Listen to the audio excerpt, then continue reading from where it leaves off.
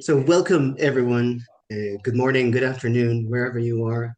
Welcome to this new webinar from the international coaching community with our trainer from New Zealand, Raechel Ford, sorry, we have a little microphone to mute, who will be sharing with us this very important information about lift your coaching with adult development theory. It's going to be a very interesting support for coaches and for those of you who are interested in coaching.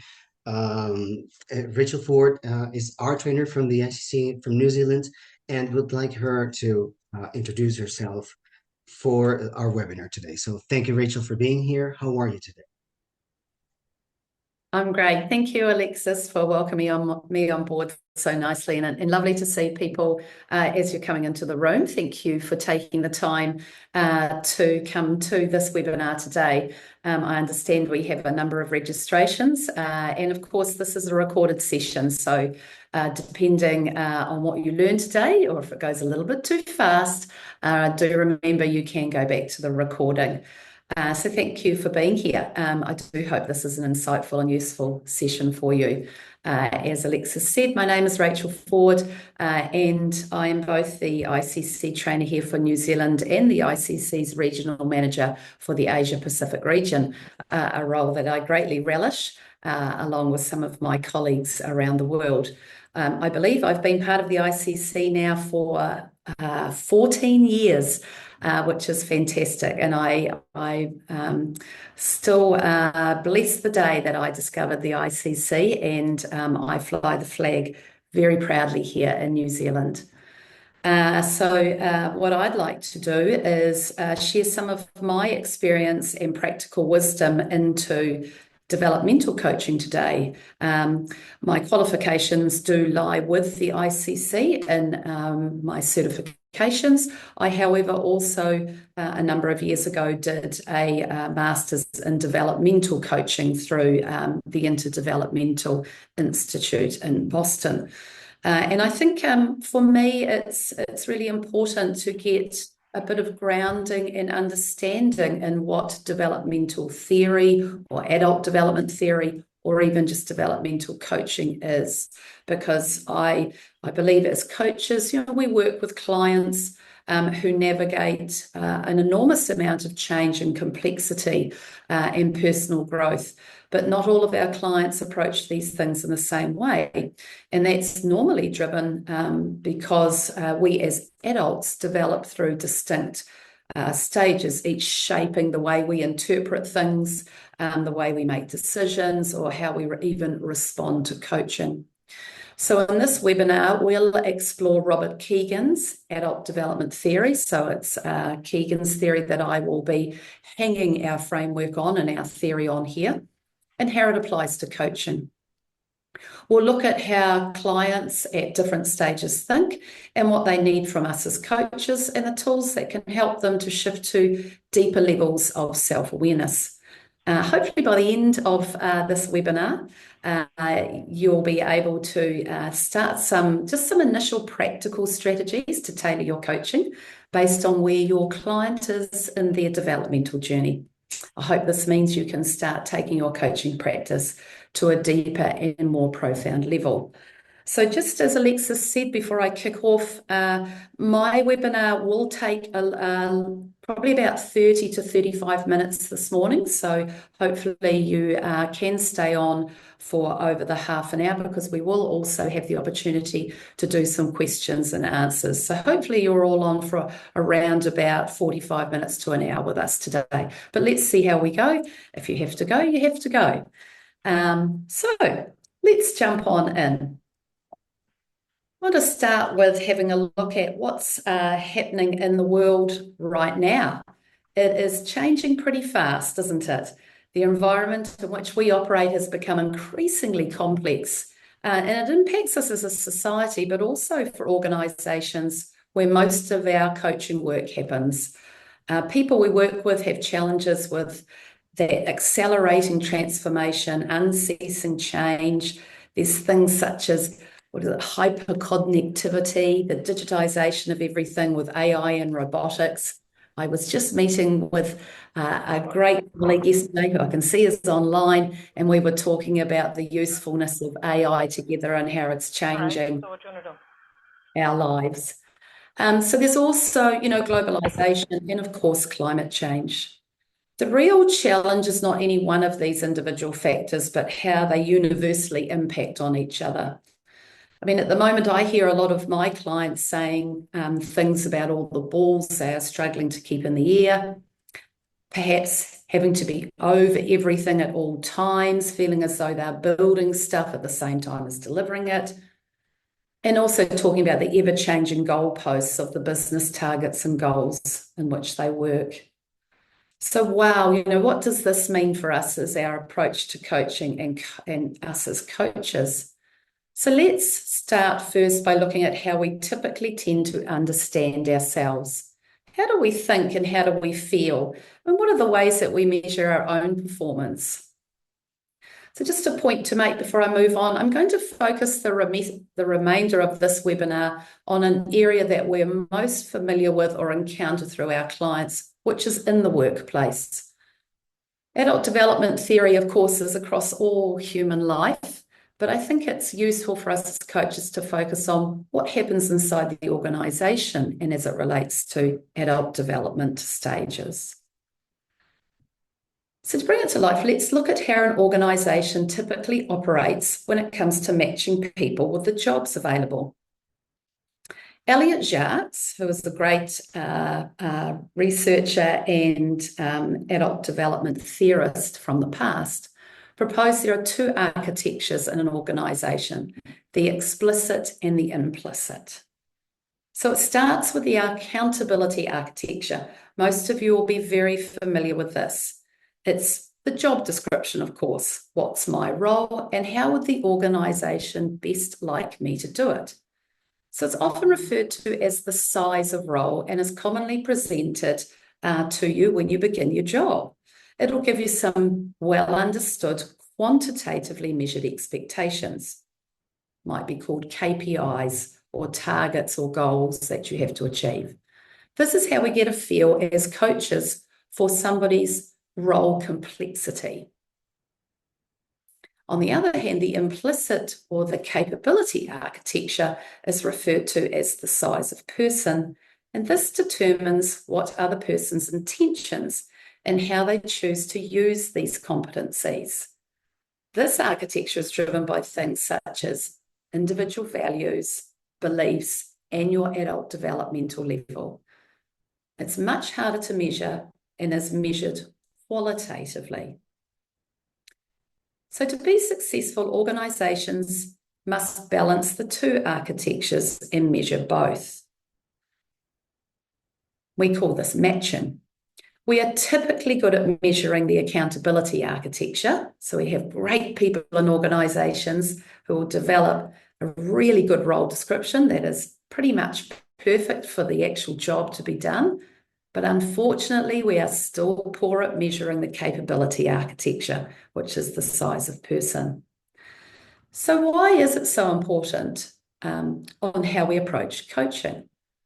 Well, if you know the complexity of the client's role, we now need to understand the complexity of them and how they're going to be able to carry that role or job out.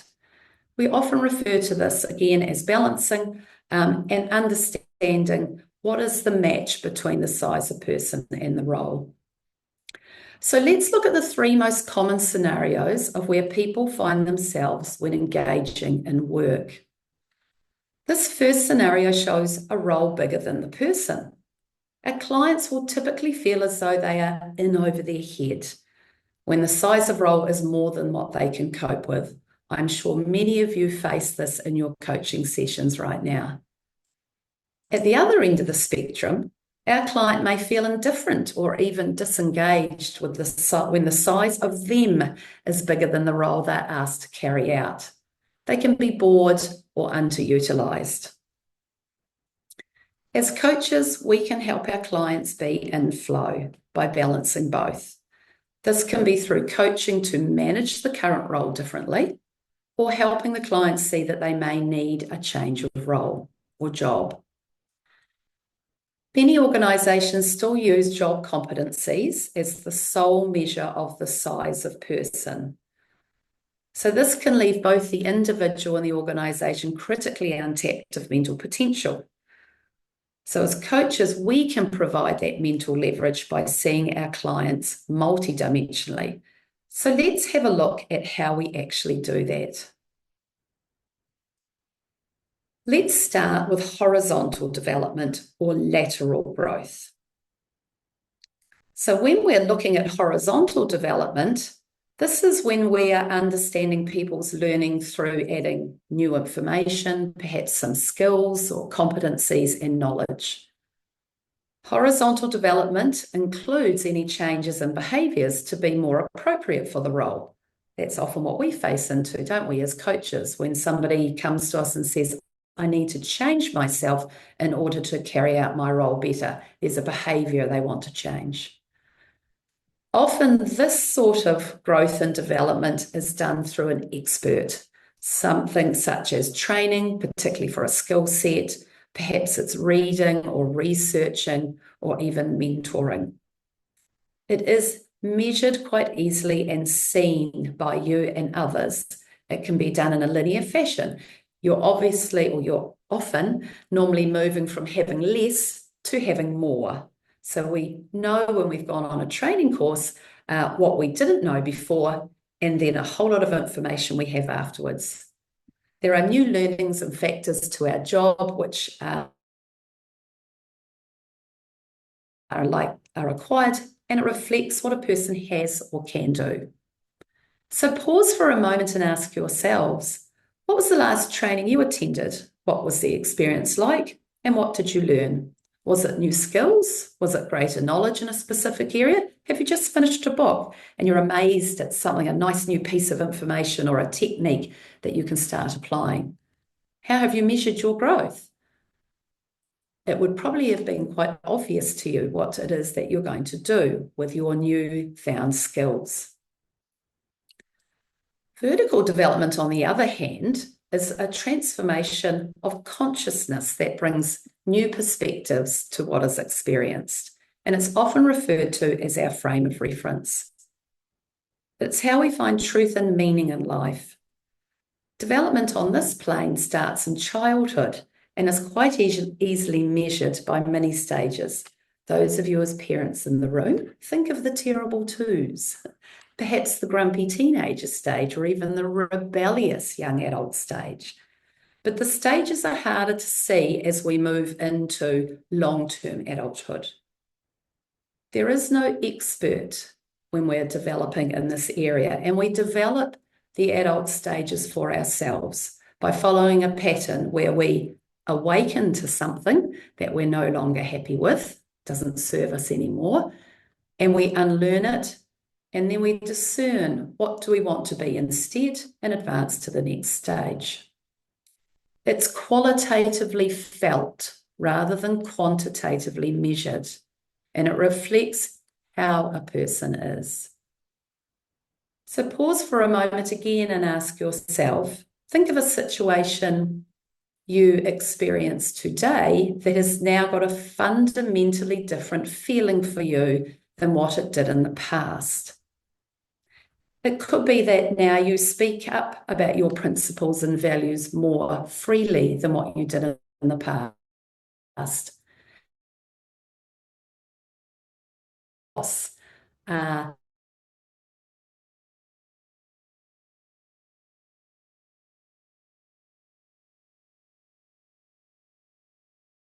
That you hearing what others think of you, but perhaps you did care your early adulthood stages.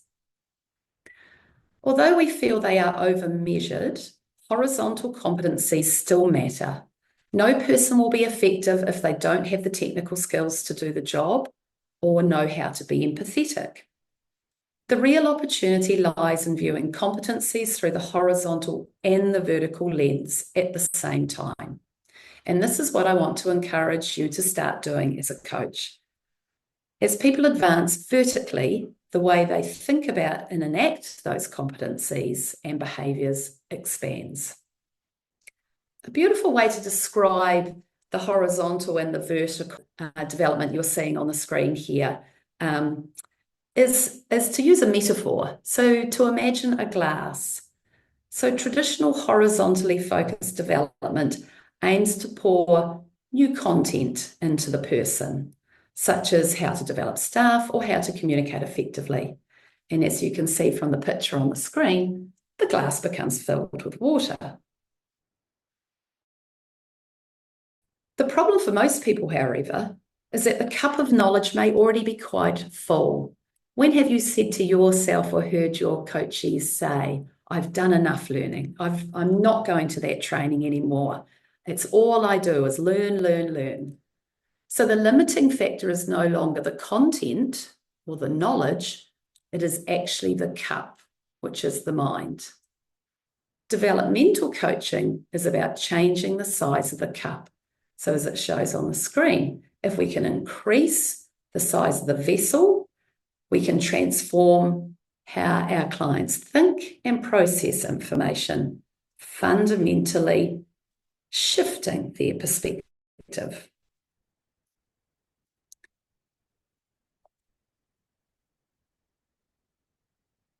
So we can coach from the two dimensions. We can coach horizontally, which is often referred to as behavioral coaching.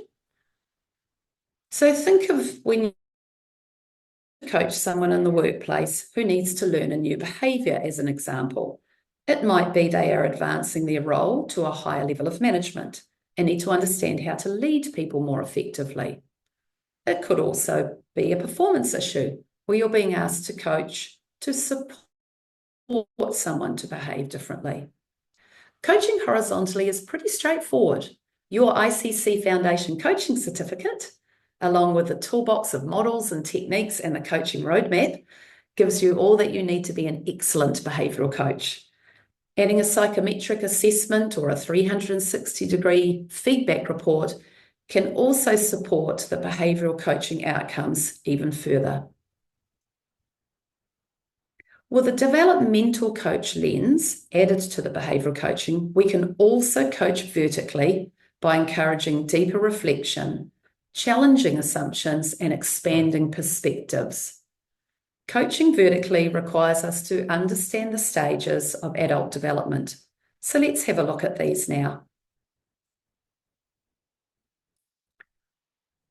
We are constantly being socialized into our emotions because we are social beings.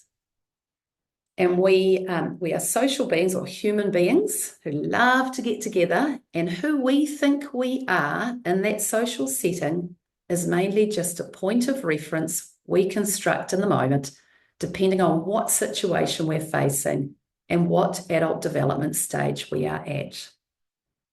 Using Robert Keegan's stages of adult development, let's go through each phase. You will see that the chart starts at stage 2. This is because any stage below this, so right at the bottom tail of that roadmap you can see on the screen there, is considered a childhood stage. Keegan actually labels this as stage 1, and it's called the impulsive mind. This is when we watch our children growing up, going from building their motor skills, thinking for themselves, realizing that when you jump behind the couch and disappear, that you actually haven't dropped off the face of the earth. You are still just hiding behind that couch. So these are the stages that we watch as we come through childhood. But let's not dwell on that stage any further, because I am assuming you are all coaching adults in the room. So the first real stage is stage 2, and it's called the instrumental mind or the individualist.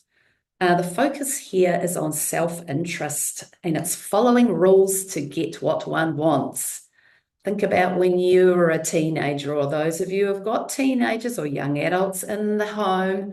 This is about making sure they can survive in the world and follow those rules. Relationships here are often seen as transactional, and they can often be win-lose outcomes. So stage 2, adults have a limited ability to take others' perspectives, and it's a very common stage, as I said, in adolescence, and some adults. Thankfully, only around 10% of the adult population stay at this stage. The next stage is called stage 3, and it's the socialized mind or the community member. The focus here is to seek approval and belonging. Stage 3s will define one's image of self based on external expectations, such as family. What does my family expect of me? And therefore, what do I need to change in myself to meet that need? Perhaps it's the organisation's culture that I need to bend and align myself to, or even friendship groups.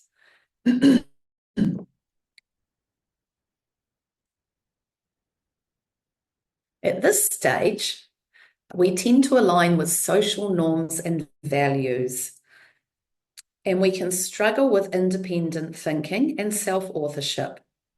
It's interesting to note this is the most common stage in adults. 55% of the population will find themselves lingering around this stage, as many are not encouraged or supported to move out of this stage. Stage 4 is the self-authoring mind or the independent thinker. As you'll notice, it's come back to the self side of the roadmap. It's focused on living by self-chosen values and principles, developing a strong internal sense of identity and purpose. And stage 4s make decisions based on personal beliefs rather than society's expectations. They can often balance group expectations while remaining quite true to their own personal integrity. You will see that a stage 4 often finds themselves in roles of senior management or leadership. The final stage in Kegan's theory is the self-transforming mind or the self-aware. Sometimes you could even refer to this as self-actualized. Coming back across to the other side of the map, this is where the person starts to recognize the limitations of their own worldview. So knowing that holding multiple perspectives simultaneously is a fun and practiced approach to dialogue and discussions with others. These will be the people who will be quite Socratic in their questioning, and they'll want a discussion to be unpacked quite deeply before making a decision or wanting it to end too quickly. There's less attachment to rigid beliefs and self-identity, and they are very adaptable and open. They value continuous learning and transformation. Only 5 to 10% of adults do the work to reach this level, and I'd also like to point out that only 5 to 10% are here because they are given the opportunity to work with somebody who can help them get there, or an organisation that embraces the level 5 leadership. So in looking at the chart as a whole, I want you to realise that we are very rarely only at one stage, but more likely to be across 2 or even 3 stages. We pass through stages and take mini steps. So for example, you can be mid-stage 3 or mid-stage 4. You don't jump from 2 to 3 to 4 to 5. It'd be nice if you could, like going on a train, wouldn't it? Getting off at the stop that you want to get off on. But unlike childhood development, where mum and dad guide you along, of course, to get to stage 2 at least, and then they push you out of the house, there's no social forcing function to get us to move from one of these stages to the next. It requires internal reflection and often external support, such as developmental coaching.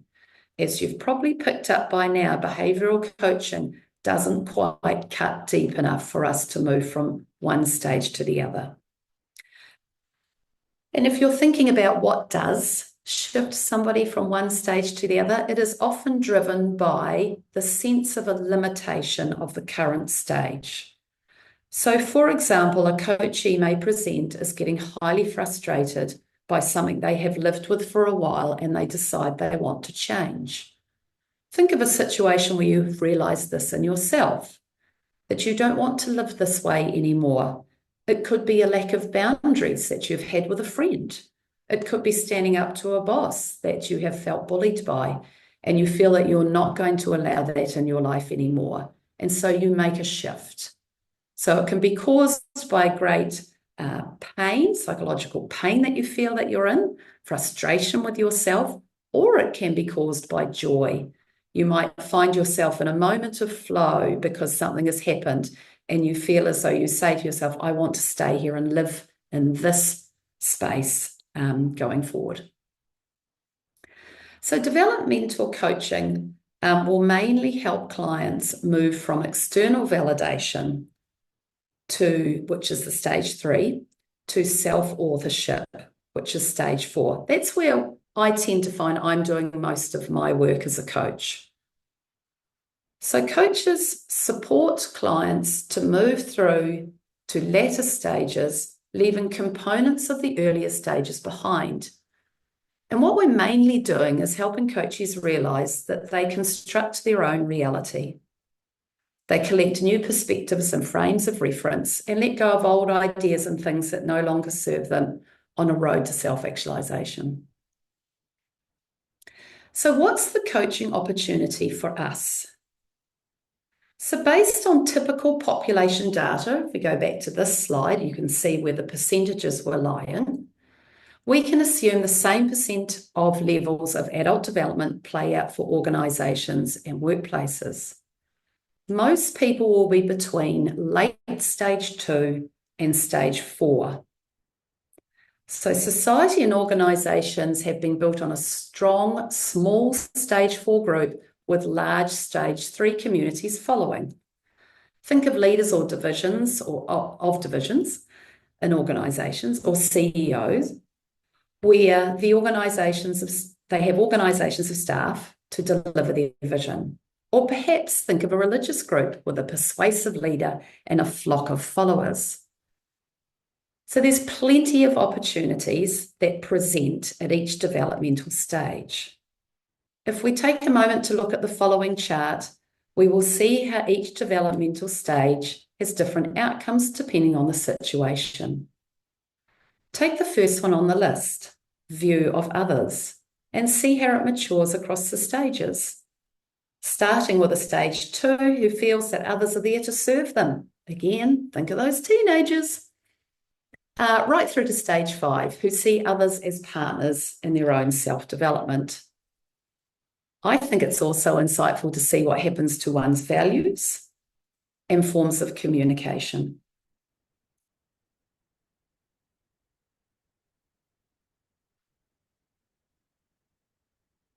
Younger generations are now demanding, as you well know, particularly in organisations, but even outside of organisations, a move to stage 5 leadership.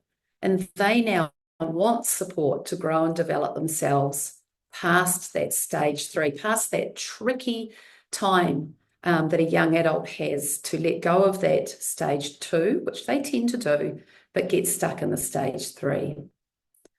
So we are being asked more often as coaches to assist in this work. So with these coaching opportunities in mind, let's look at some coaching approaches we can use to support vertical development with our clients. And the rest of the presentation will only take me about another 5 minutes for those of you thinking, how much further have I got to go? So let's have a wee look what we can do to move people just from 2 to 3, 3 to 4, and 4 to 5. So looking at stage 2 to 3, the journey from focusing always on oneself and thinking of others. So of course the goal here, shift them from being self-focused, from having a transactional mindset, and recognise the importance and the joy, quite frankly, of relationships, collaboration, and shared success. So some coaching approaches to consider. So taking perspectives would be an important one here. So building empathy, of course, so ensuring that they can understand what would be the impact my behaviour has on others, and getting them to do some activities or some role plays on what might it be like to be in the other person's shoes. Using your technique of exploring values that you've learned from your foundation course. but focusing them on shifting from me to we and expanding self-awareness beyond the ego. This is about talking about humanity and maybe team members and their job. And here's some great questions that you can start using to bring about this thinking. My favourite on the board there is, what are some ways you could collaborate with others to achieve better outcomes? Because often at stage 2, there's not a lot of awareness that there could be a better outcome if we collaborated with others. I think one of the things to point out here as the coach also is that often as coaches, we have an advanced stage, past stage 2, I would like to think, and that we must keep our judgment at bay on whatever stage somebody is at. We are only there to support where they want to go and how they want to grow. Taking somebody from stage 3 to 4 is about the journey of self-validation. So shifting from wanting to be liked or needing to be the same as everyone else and conformity to independent thinking and defining values for themselves. Some coaching approaches to consider. Setting boundaries would be definitely the top of the list. Just simply talking about boundaries. If you're wanting to pick up something which I think is pretty powerful, Dr. Henry Cloud's model of boundary setting is a good one here. Again, role playing can be a great technique to approach, getting them to say no. So what are the situations they're finding themselves in where they're stuck saying yes all the time? Robert Keegan has the immunity to change chart, which is fantastic to unpack with somebody at this stage, and also Stephen Karpman's drama triangle, asking somebody to look at the different roles in that drama triangle and seeing what one is playing out the most for them.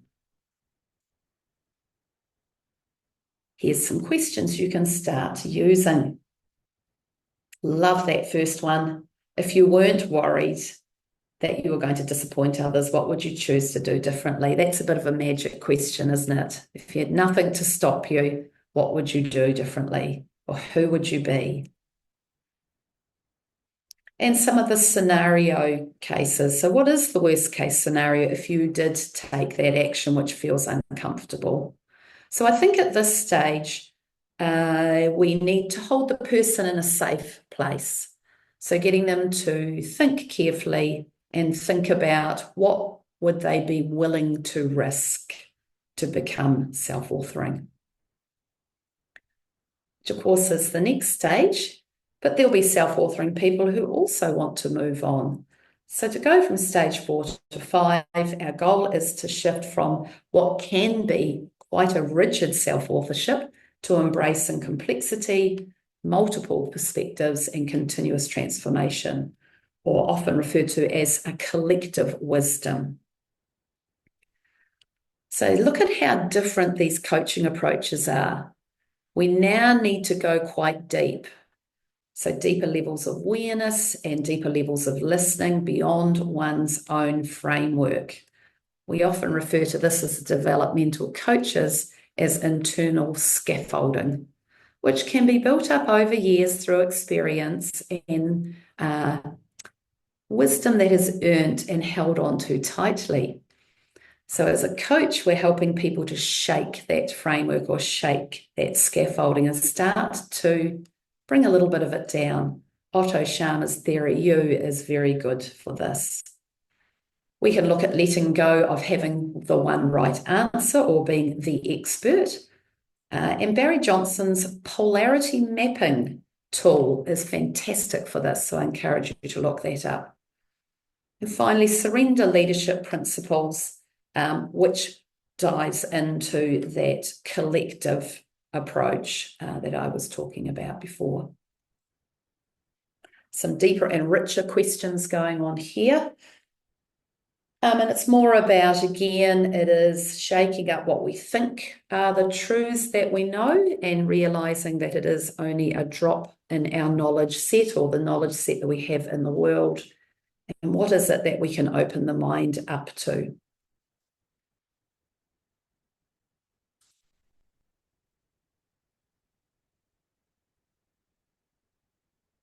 So finally, what next for you? So I want you to realize that your own coaching journey never stops, that you are constantly in change as well as your coachees. You too develop through these stages. So I wonder what awareness you might have or what hypothesis you've put on where you are at yourself after today's information. I'd love to think that you can continue to build your development as you carry out your daily work so that you're a constant coach learner and not stuck in the horizontal coaching mode. It's great to start there and it's very powerful work. However, you will broaden yourself and your clients if you start to think about developmental coaching. So always be considering size of person and size of role. And know that when you are coaching developmentally, you help your client elevate their sense of meaning making, and therefore you raise the ceiling for everyone else. The more impact we can have at this level as coaches, the more impact we can have across all of our communities, and particularly in organisations. Well, I trust that that was useful for you. And now I would like to open the floor up to any questions. I'm just going to, so you can unmute and put your videos on if you like, so that we can have a chat. Now, I think some are in the chat here. I'm going to stop sharing screen just so I can see the chat. Okay. What I might do is I will take a couple of these questions. Yes, a replay, yes, you will be sent the video, everyone. So if I just answer that question now, well, yes, it has been answered. How do we know what stage we start at one company, for example?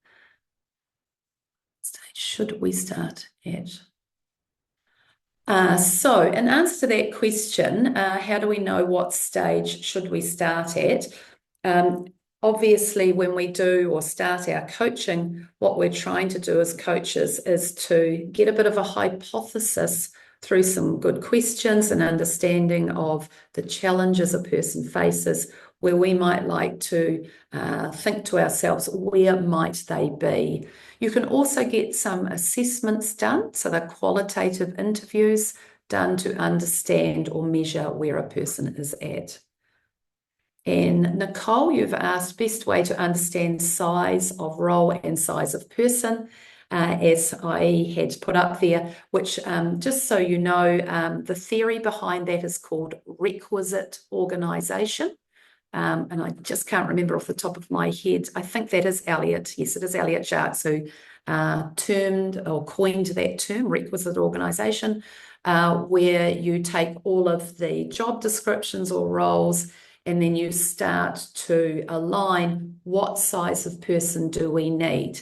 So what you might say for any particular role, you would agree as an HR group, for example, what stage of adult development does this person need to be at to effectively carry out the role?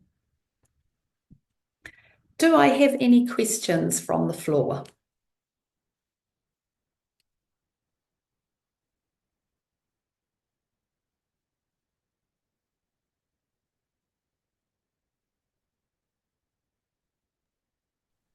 Hi, Rachel. Hi, Michael. I have a question. Thanks for a great presentation. Thank you. For the various stages, it's nice to see you, by the way.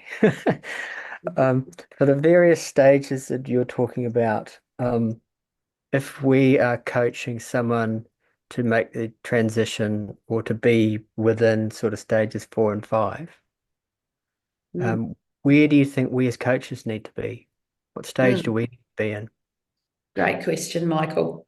And if I take the expert's view on that, which if we talked to Robert Keegan or Otto Lasky or some of these other big powerful minds in this, they would propose that we need to be at least at the stage of the person, if not at a latter stage. So it's quite difficult. I'll use an example, Michael. It's quite difficult for a stage 3 person to coach somebody who is 4 or beyond. And if we think about some of those characteristics that I put up earlier on, the battle is too great for a person at that stage to be able to cope with what the stage 4 or even the stage 5 is saying. They'll get through, but they may not have as great an impact as a coach as if they were at a later stage. Great, thank you. That's cool. Can I just flip that on its head also? The reverse is also true. A stage 5 coaching a stage 2 or a stage 3 can sometimes be extremely overwhelming for the person at the earlier stage. So it's this at the same scale. So you try to match as closely as you can.